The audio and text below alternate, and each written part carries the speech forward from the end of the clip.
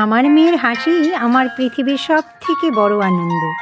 তোকে এই লেহেঙ্গা সেজে থাকতে দেখা আমার কাছে শ্রেষ্ঠ পাওনা। আমরা এখন যাচ্ছি ফ্যান্সি বাজার। আমি যেখানেই যাই বাড়ির পাশের হনুমান মন্দিরে প্রণাম করে যাই। এবারে গ্রিন বাসে উঠে পড়লাম। গ্রিন বাসের জার্নিটা আমার কাছে খুব ভালো লাগে।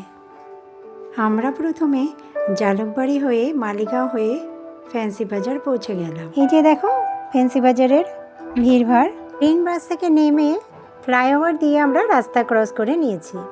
এই যে ওপর থেকে ফ্যান্সি বাজারের ভিড়ের দৃশ্য। অশ্মির জন্য একটা লেহেঙ্গা বানাবো, তাই ফ্যান্সি বাজার থেকে কিছু কাপড় কিনবো, সেই জন্যই গেছি ফ্যান্সি বাজার। পৃথিবী বিখ্যাত আসামের এই ফ্যান্সি বাজার বিভিন্ন ধরনের সাজ পোশাকের জন্য বিখ্যাত। অনেকগুলো দোকান ঘোরার পর আমার একটা দোকানে কাপড় পছন্দ হয়েছে। কাপড়গুলো খুব সুন্দর ছিল, তবে দামটা ছিল একটু বেশি। তবে আমার পছন্দের কাপড় বলে আর আমার লাগবেই বলে আমি নিয়ে নিয়েছি। এই যে দেখো কি সুন্দর কাপড়গুলো।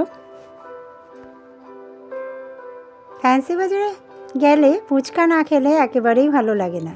ফ্যান্সি বাজারের ফুচকা এখানে ফেমাস। এই যে দেখো,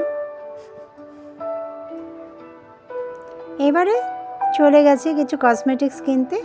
পিকমি দোকানটার নাম। এখানে সব খুব সুন্দর সুন্দর জিনিস পাওয়া যায়, ভালো কোয়ালিটিও ভালো। এই যে দেখো, ওই লেহেঙ্গার সঙ্গে ম্যাচিং করে একটা কামার বাঁধ নিয়েছি।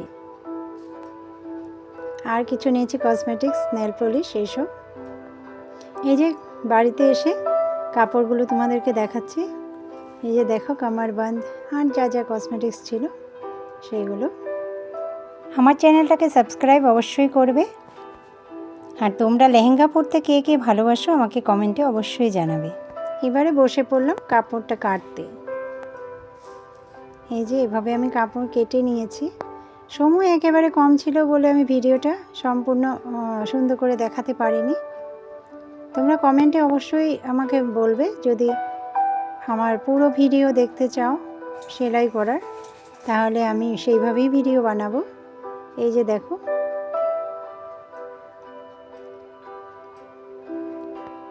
এই যে দেখো লেহেঙ্গাটা আমার কমপ্লিট হয়ে গেছে। এই যে দেখো বিয়েতে গেছি আমি। পরের ভিডিওতে আমি বিয়ের কিছু ভিডিও দেব। এই যে লেহেঙ্গাটা কেমন হয়েছে তোমরা অবশ্যই কমেন্টে বলবে। আজকের জন্য এখানেই, রাধে রাধে।